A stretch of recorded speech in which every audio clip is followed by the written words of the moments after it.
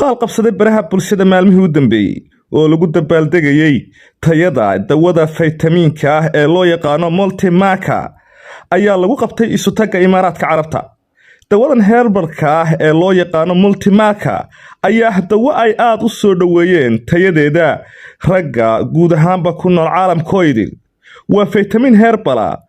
dawadan ayaa waxay kor u qaadaa awoodda raganimada waxayna dub dhigtaa biyo baxa degdeg ah sida lagu sheegay bayaan ay soo saartay shirkadani.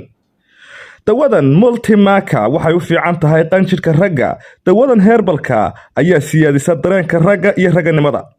waa dawadii ugu iibsiga badnayd isbuucii u dambeeyay guud ahaanba caalamkooda.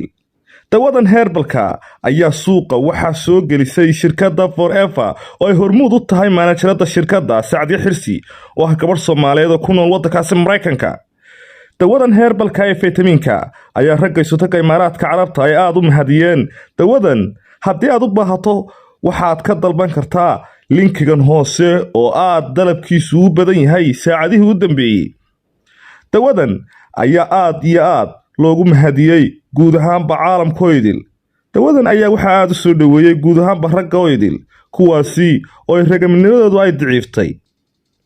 haddaba dawadan haddii aad u baahan tahay sidee u dalban kartaa fadlan waxaad ka dalban kartaa linkigan hoose ee aan idin dhignay commentiga. dhinaca kale haddii aad awoodin oo aad aqoon u lahayn dalbashada sida alaabta online-ka looga dalbado fadlan waa nambarkada shaashada ku qoran. dawadan heerbalka ayaa ah dawo suuqeedu aad u kacay isbuucii u dambeeyay. dawadan ayaaba loo dhigay xaflad. waa dawo la yiri waa heerbal kaasi oo faytamiin ah waxaana soo saartay shirkadda afraad ugu weyn waddankaasi Mareykanka. xaflad ayaaba loo dhigay dawadan magaalada Abu Dhabi ee xarunta waddankaasi isutaga Imaaraadka Carabta.